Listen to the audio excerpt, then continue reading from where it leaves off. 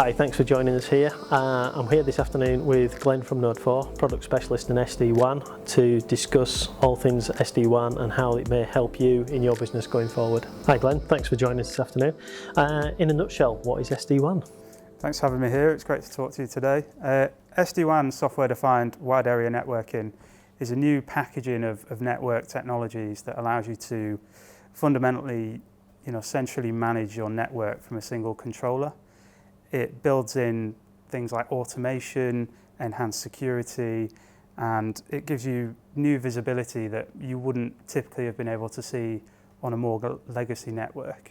And I think that really lends itself quite well to modern digital transformation strategies, driving cloud adoption, and cloud-first strategies. Yeah, okay, thank you. So what are some of the common myths and misconceptions about SD-WAN? I think the biggest one that I've seen is the belief that cost is dramatically reduced when you use SD-WAN. There are aspects of SD-WAN that can bring cost savings, but I see that more around embracing the automation capabilities of those platforms and driving efficiencies in that way, rather than building your network on poor quality connectivity, such as aggregating loads of DSL and high latency connections.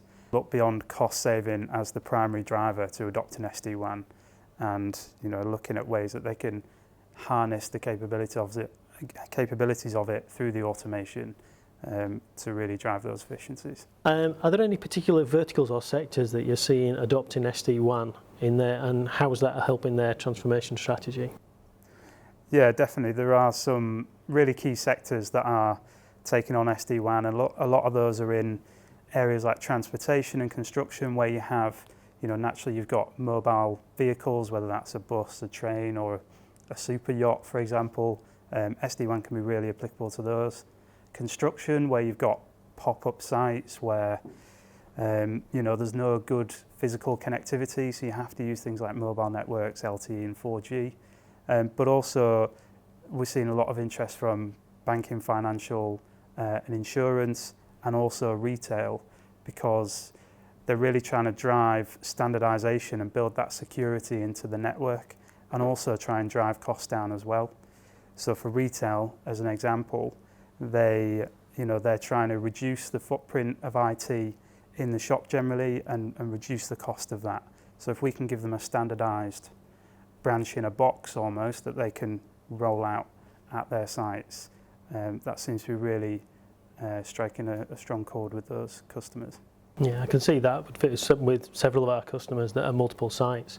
In particular, the flexibility to deploy it at short notice, and the branch in a box especially. Yeah. We have that where customers may only have a site for a few months, and then potentially they could just put that in, take it back out as and when needed, and move it on to another site.